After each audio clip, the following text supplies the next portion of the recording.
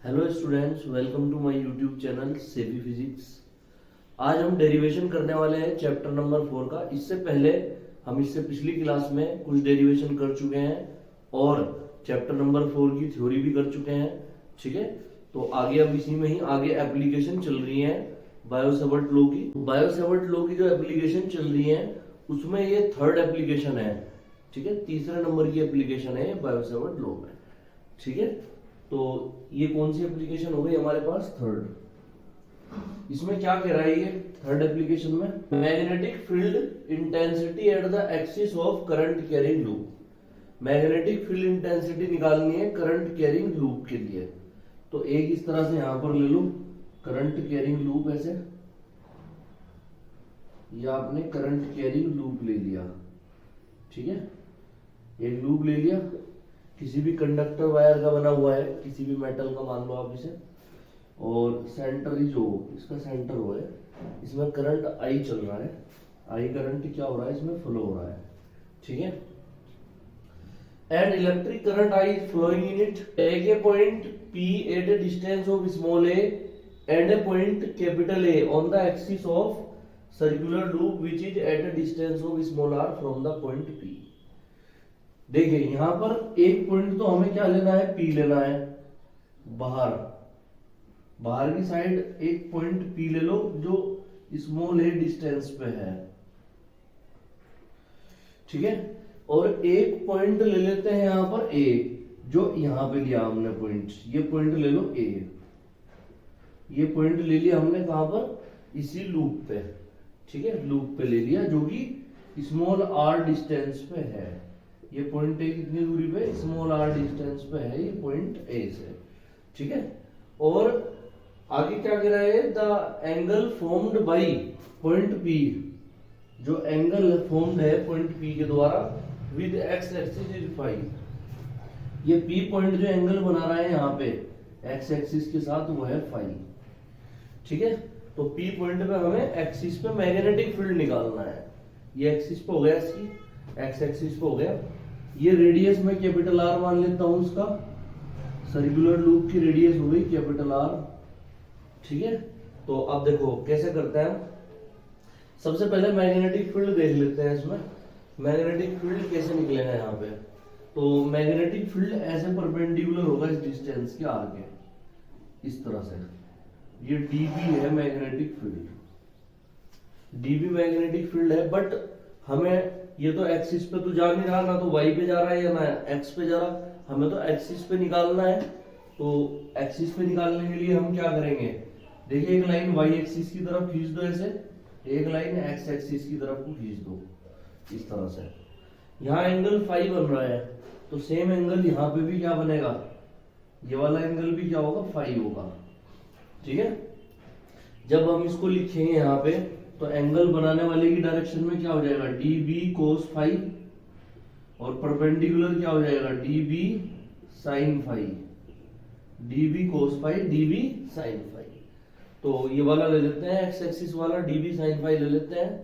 तो मैग्नेटिक ये dB क्या लिया था हमने? देखो ये 90 पे लिया था इधर से, फिर एंगल ले लिए y एक्सिस में और x एक्सिस में, दोनों का कंपोनेंट ले लिया।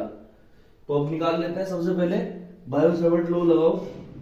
बायो-सेवर्ट्स लॉ, बायो-सेवर्ट्स लॉ क्या कहता है? बायो-सेवर्ट्स लॉ, जो dB की वैल्यू है वो होती है mu naught upon 4 pi I dl sign 90 degree होगा यहाँ पे, क्योंकि r और dB कितने पे है? 90 पे है, अपॉन r स्क्वायर। तो साइन 90 की वैल्यू क्या हो जाएगी? 1। तो dB इक्वल्स टू कितना? Mu naught upon 4 pi I dl sign 90 की वैल्यू 1 अपॉन r स्क्वायर। ठीक है, तो ये सिंपली हमारे पास आ गया dB equals to mu naught upon 4 pi I dl upon r square. ठीक है, ये आ गया। इक्वेशन 1 डाल दो। अब एक्सिस पे निकालना है मैग्नेटिक फील्ड इंटेंसिटी। कौन सी पे? x एक्सिस पे निकाल दो magnetic field intensity, intensity at x axis. तो x एक्सिस पे मैग्नेटिक फील्ड इंटेंसिटी निकाल रहे हैं हम यहाँ पे। इसकी वैल्यू क्या आएगी? इक्वल्स टू किसके इक्वल होगी है? dB साइन फाई के, ठीक है, dB साइन फाई के। देखो dB साइन फाई है उधर, इसको हम डिनोट कर देते हैं एक्स एक्सिस पे dB डैश से, dB डैश से इसको डिनोट कर देते हैं। तो ये कितना आ जाएगा, dB डैश इक्वल्स टू, ये कितना हो गया, dB साइन फाई। इसमें इनकी वैल्यू रख देते हैं, पुट द वैल्यू ऑफ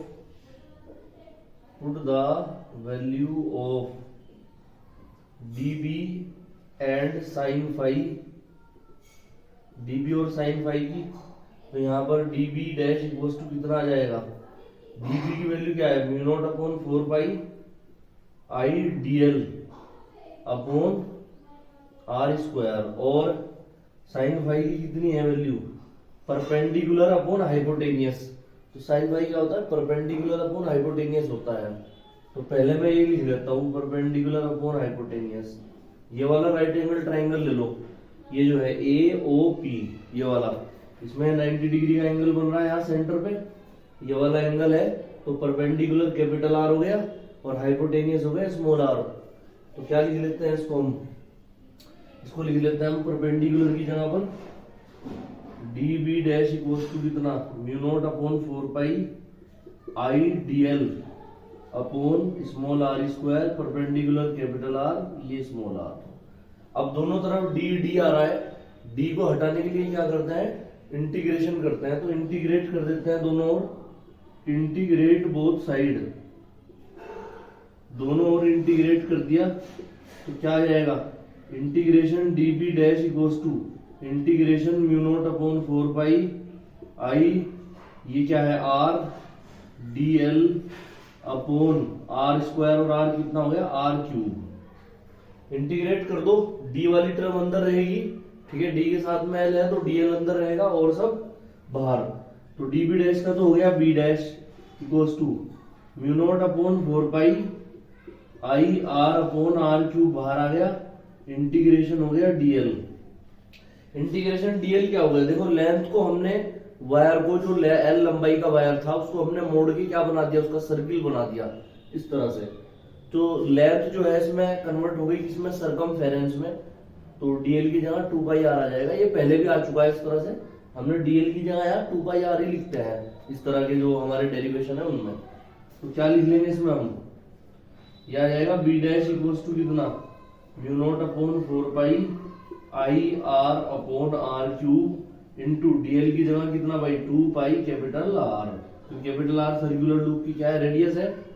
तो फाइनल हमारा आंसर आ गया कितना, पाई से तो पाई कट जाएगा, कुछ और कट रहा है, 2 2 जा 4।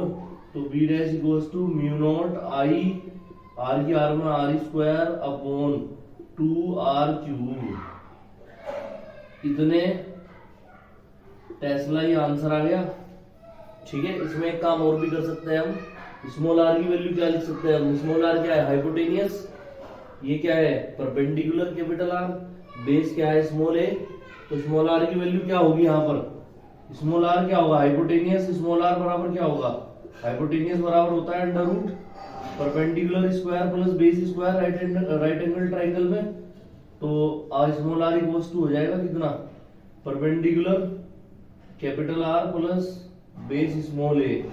तो r इक्वल्स टू रूट का मतलब होता है हाफ पावर, स्मॉल a की पावर हाफ।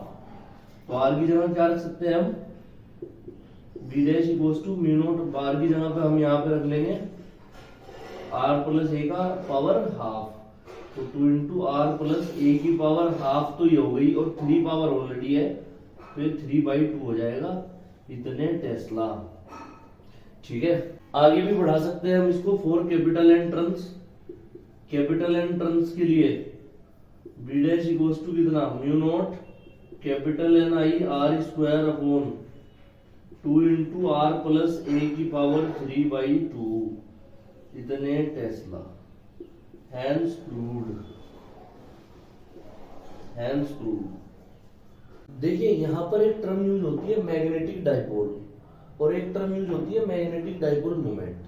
ये सेम ऐसा ही है जो हमने इलेक्ट्रिक चार्ज एंड फील्ड वाले फॉर्मूले में पढ़ा था, उसमें आता था electric dipole and electric dipole moment, ठीक है।